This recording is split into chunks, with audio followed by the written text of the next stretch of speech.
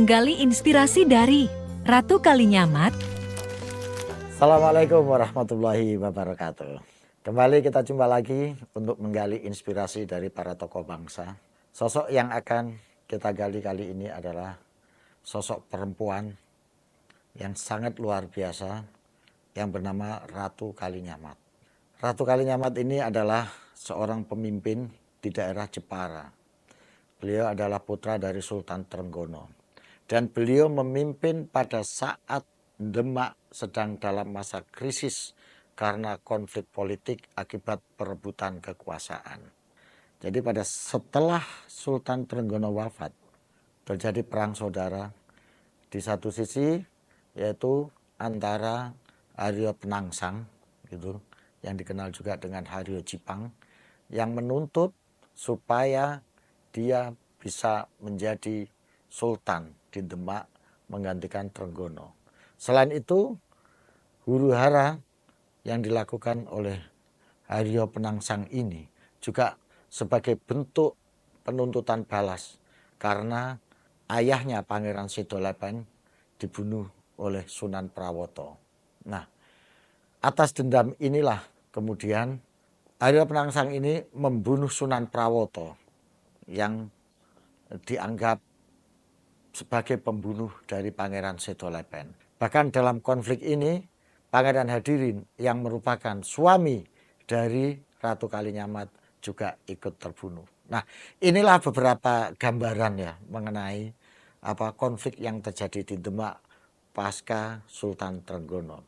Dalam kondisi konflik yang seperti ini, Ratu Kalinyamat dianggap menjadi penguasa di daerah Jepara. Beberapa peneliti sejarah seperti Purwadi, De Graaf itu menyebut sosok Kalinyamat ini sebagai sosok yang luar biasa. Bahkan dia disebut sebagai pemimpin yang kaya raya dan tegas. Karena apa? Di era kepemimpinannya, Jepara maju pesat. Pelabuhan Jepara menjadi pelabuhan dagang yang sangat besar, yang mampu menampung kapal-kapal besar sampai bobot 200 ton untuk singgah berlabuh di Jepara. Ratu Kalinyamat juga mengirim pasukan untuk menghadapi Portugis yang pada saat itu sudah menguasai Malaka.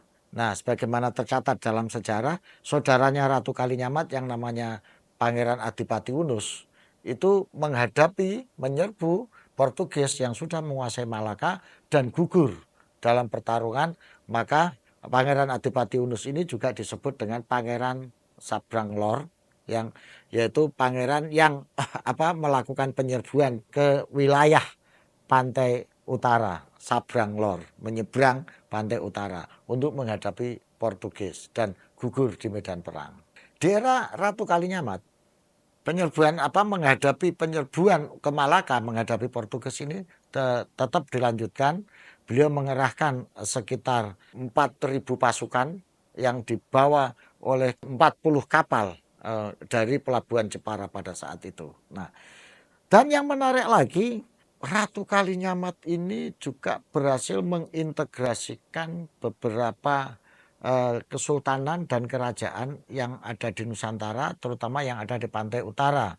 Misalnya seperti Kerajaan Cirebon, Kesultanan Cirebon, Kesultanan Banten, bahkan sampai ke kesultanan yang ada di kawasan Maluku. Inilah kehebatan dari Ratu Kalinyamat dalam memimpin atau menjadi sosok yang sangat luar biasa. Nah, ada beberapa strategi yang dilakukan oleh Ratu Kalinyamat ini berdasarkan data-data sejarah.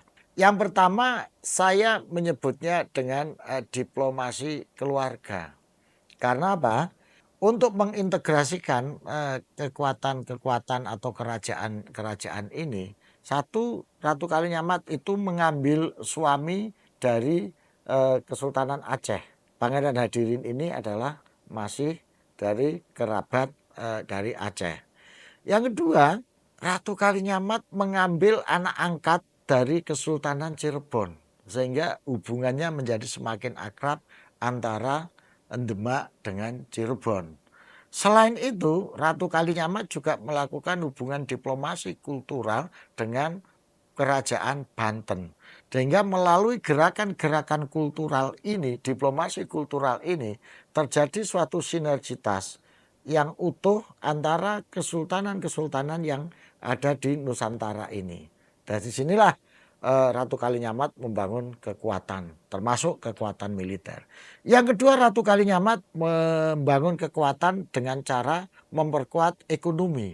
Dilakukan dengan memperbesar pelabuhan Jepara sebagai pelabuhan ekonomi. Sehingga menjadi pusat perdagangan pada saat itu di kawasan Jawa terutama dan kawasan Asia Tenggara. Sehingga kapal-kapal dagang banyak berlabuh di Jepara. Dan dengan kekuatan ekonomi ini Ratu Kalinyamat bisa mengendalikan kekuasaan dan militer yang ada di Nusantara ini.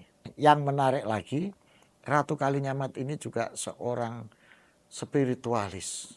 Beliau adalah seorang perempuan solehah yang melakukan menjalani laku tasawuf. Beliau bertapa, beliau uzlah ya, untuk memperkuat dan untuk meningkatkan kepekaan spiritualitas. Dia bertapa di daerah Donorojo, di suatu gua yang ada di bukit di daerah pantai utara Jepara. Ketika Ratu Kalinyamat mau bertapa, dia bersumpah.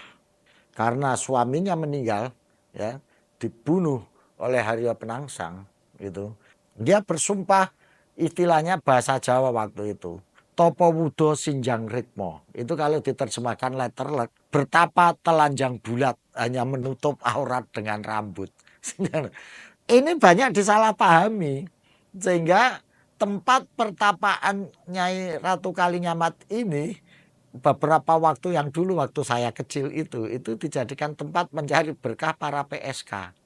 Pekerja seks komersial itu kalau ingin laris, ingin kelihatan menarik, itu mengambil berkah, kata mereka, bertapa di tempatnya Ratu Kalinyamat itu. Padahal sebetulnya itu kiasan simbolik. Dia Topo Wudo Sinjang Rikmo itu telanjang bulat menutup diri dengan rambut itu artinya beliau melepaskan diri dari seluruh atribut-atribut keningratan. Dia menurunkan dirinya menjadi orang biasa, bertapa, melepas seluruh kepentingan-kepentingan kekuasaan, kepentingan nafsu-nafsu syahwat, nafsu-nafsu duniawi. Dia lepaskan semuanya hanya untuk bertapa, bertakorup kepada Allah Subhanahu wa Ta'ala. Ini makna konotatif dari bertapa yang dilakukan oleh Nyai Ratu Kalinyamat. Karena tidak mungkin seorang ningrat yang memiliki ilmu agama dan berjiwa solehah bertelanjang bulat seperti itu. Maka itu adalah kata-kata kiasan yang memiliki makna simbolik. Ratu Kalinyamat melepas seluruh atribut keningratan, melepas seluruh atribut kekuasaan, melepas seluruh nafsu keduniaan untuk bertapa, bertakorup kepada Allah Subhanahu wa Ta'ala. Luar biasa, guys.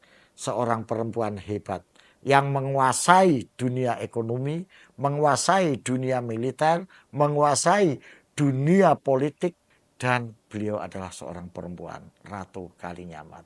Menarik karena di dalam atau di bawah kepemimpinan Ratu Kalinyamat ini konflik-konflik yang terjadi di Demak, bahkan persaingan antar kekuasaan yang terjadi di Nusantara bisa diintegrasikan dalam pengaruh kekuasaan Ratu Kalinyamat melalui jalur-jalur diplomasi kebudayaan.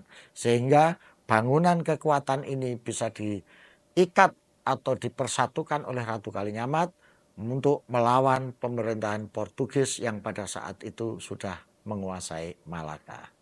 Menarik untuk kita jadikan sumber inspirasi, jadikan sumber referensi bagi kita dalam membangun peradaban Nusantara yang bersumber dari tradisi, sejarah, dan nilai-nilai Nusantara sendiri. Terima kasih. Sampai jumpa, guys. Assalamualaikum warahmatullahi wabarakatuh. Alsastro atau lengkapnya Dr. Ngatawi Alsastro SAG MSI adalah seorang sosiolog, budayawan, dan tokoh agama di Indonesia. Alsastro aktif beraktivitas sebagai akademisi dan berkesenian serta selalu keliling Indonesia menyapa berbagai kalangan masyarakat sebagai upaya untuk terus merajut keberagaman bagi Indonesia Raya.